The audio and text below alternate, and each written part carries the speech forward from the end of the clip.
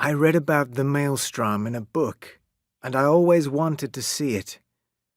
The Maelstrom appears in the sea near the coast of Norway. In the northwest of that country there is a region called Nordland. And near the coast of Nordland there is a group of islands called Lofoten. Two of the Lofoten Islands are called Moskau and Vurg. Between Moskau and Vurg there is a narrow place where the sea turns and races in a great circle. This is the Maelstrom, a whirlpool. In the Maelstrom, the sea rises up and then falls. As the sea falls, it turns in a circle. It turns faster and faster. It is the same as water going down into a huge pipe. The Maelstrom is very dangerous for boats and ships. It pulls them down into the sea. Many ships have sunk and many men have died in the dangerous water. I wanted to see the great whirlpool, so I went to Norway. When I got to Nordland, I found a guide. I paid this man to show me the Maelstrom. He took me to the top of a cliff early one morning. "This is the best time to see the whirlpool," he said. We came to the edge of the cliff and looked down. The sea was more than 1,000 feet below us. I stepped back from the edge quickly. I felt ill and afraid. I wanted to sit down. The wind was blowing very strongly, and the waves of the sea crashed against the rocks below us. I thought that I was going to fall over the edge of the cliff. "We are on the side of a mountain called Helseggen the Cloudy," said my guide. He reached out his hand and pointed across the sea toward a group of islands. "Look, those are the Lofoten. Can you see the two smallest islands? They are Moskau and Vurg. No one lives there. Now listen and look at the sea between the islands." I looked at the two smallest islands. They were black rocks. No one could live on them. I listened and heard the sound of the wind. But then I heard another sound. It was a low sound. It sounded like hundreds of huge animals were calling and running together. I could hear the sound and I could feel the sound. I could feel the low sound in my body. "The tide is turning," said my guide. He pointed down to the sea below us. "The tide turns twice each day. Look at the sea. It is turning and moving in another direction." I looked to where the man was pointing. The dark water far below us was as black as oil. I watched it moving slowly. It started to rise and turn, as if it were a pot of hot water on a fire.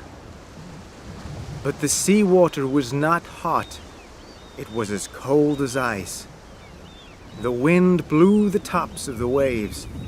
It made many tiny bubbles of air in the water. The tiny bubbles became white foam. Soon, more and more white foam appeared on the Black Sea. My guide pointed toward the islands of Moskau and Vurg again. "Watch the sea between the islands!" he shouted. Then there was another change in the sea. The water became smoother, but it did not become calmer. The dark water started to move in a huge circle. It moved very quickly. It spun around and around. The edge of the circle was white with foam. It was amazing. Is that the great whirlpool? The Maelstrom?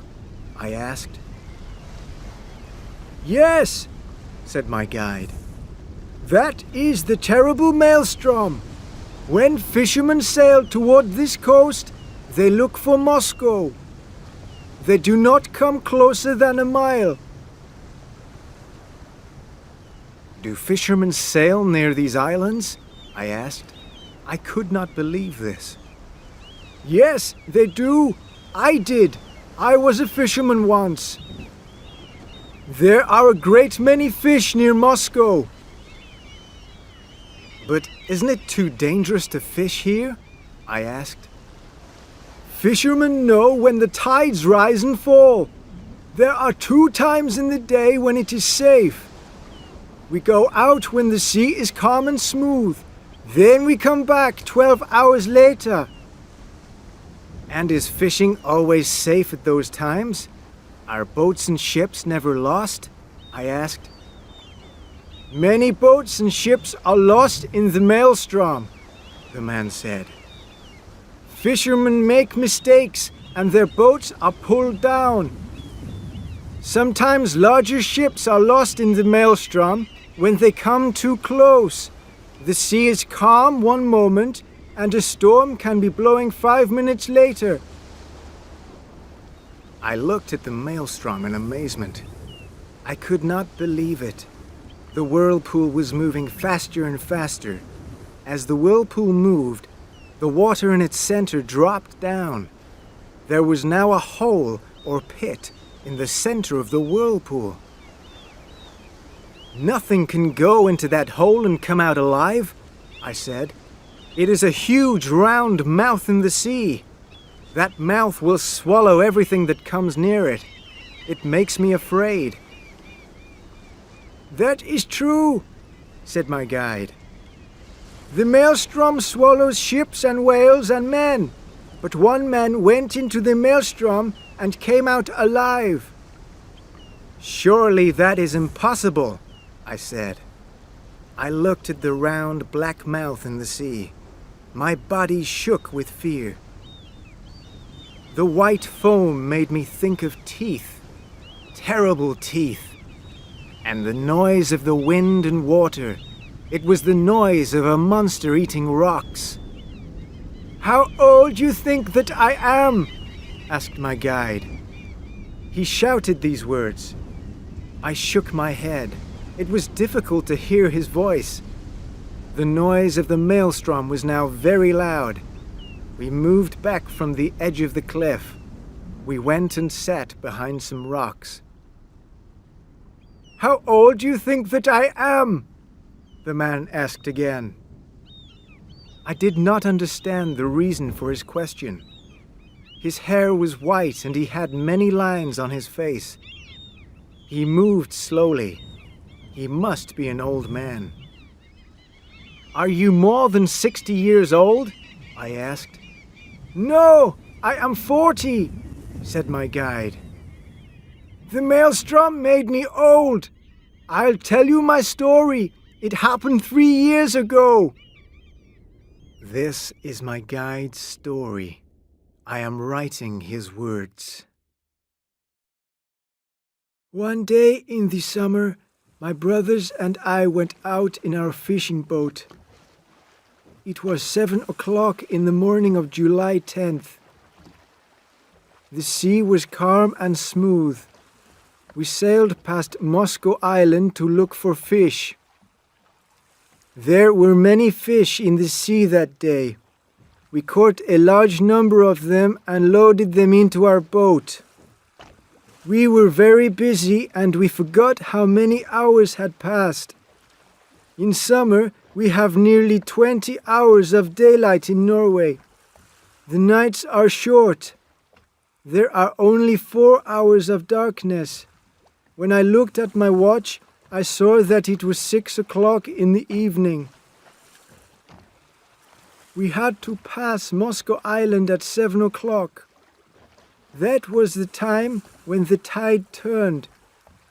It was safe at 7 o'clock that day. We were about an hour away from Moscow. We started to return home immediately. A storm came suddenly. Dark clouds covered the sky and the wind started to blow. Our boat raced before the storm. Faster and faster, we sailed toward home and safety. When I looked to the northeast, I saw Moscow Island. The sea was moving very quickly, but it was almost the safe time of the day. It was almost 7 o'clock. I was sure of this. I took my watch out of my pocket again and looked at it. Then I had a terrible shock. My watch still showed 6 o'clock. It had stopped. My brothers were in the front of the boat. I called to them. "The Maelstrom!" I shouted. "My watch was wrong! We are too late!" It was not the safe time of day. It was the time when the great whirlpool opened like a mouth in the sea. We were going to die. Our boat shook.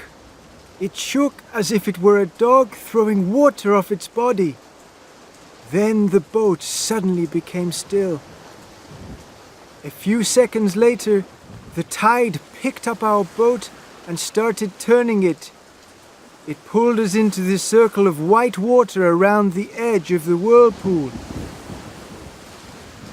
Our boat moved slowly and steadily around the edge of the whirlpool.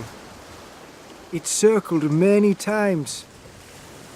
Each time that our boat circled, it moved a little closer to the great mouth in the sea. From the edge of the circle, the wall of the pit was as steep as a cliff. I had to look down at it. I could not turn my head away. Around and around we went. My brothers held on to the mast in the center of the boat. We could not speak. The noise of the wind and water was too loud. I could not hold onto the mast. I held onto a wooden barrel. It was our barrel of drinking water. The barrel was almost empty.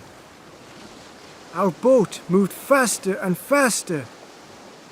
Now the clouds had disappeared from the sky and we saw the moon. I thought that we had been in the whirlpool for many hours. The hours of darkness are between 2 and 7 o'clock in the morning. Could we live a little longer? The safe time of the day was 7 o'clock. Could we live for 3 or maybe 4 hours more? The answer was no. The moon showed us the black mouth in the sea. We were going to fall into that mouth. But we did not fall. The boat did not fall suddenly from the wall of water. We moved down smoothly and steadily. I had time to think about death, my death. I thought about the water going into my mouth and lungs. I was going to drown. Was the sea going to take our bodies and keep them? Or was it going to throw our bodies back onto the land? I looked down into the black pit. Our boat was on the side of the wall of water. The wall of water was turning faster and faster. I looked straight down the pipe of water, but I did not fall. We were moving so quickly in a circle that we did not fall. I was amazed. The air raced past me. I was on the edge of death, but I was alive. It was strange. I was excited. But the fear of death fell on my brothers. They took a rope and tied themselves to the mast in the center of the boat. I also took a piece of rope. I tied the rope around my body and onto the barrel. Where was the bottom of the sea? It could not be far. And I knew that there were sharp rocks at the bottom of the sea. We were going to be cut and broken on the rocks. Our boat moved lower and lower down the black pipe. Then the boat moved to the left and the right. It shook. I was thrown into the black water of the pit. But I did not sink beneath the water because I was tied to the barrel. The barrel stayed on the top of the water. I saw the boat and my brothers fall down into the pit. We were turning around in the whirlpool. Then the boat disappeared and I started to rise. The barrel moved up slowly and it took me with it. Then, suddenly, I was no longer in danger. One moment, I was on the wall of water. The next moment, I was on the top of flat, smooth water. The sea had changed. It was calm. The whirlpool had disappeared. I was no longer looking down.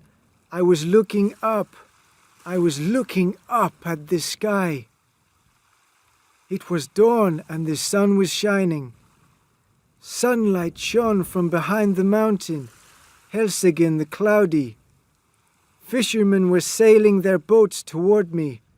They pulled me from the water. No one believed my story. My brothers never returned. Our boat never returned. And my friends and family did not know me. I now looked 20 years older. My black hair had become white. Fear had made lines on my face.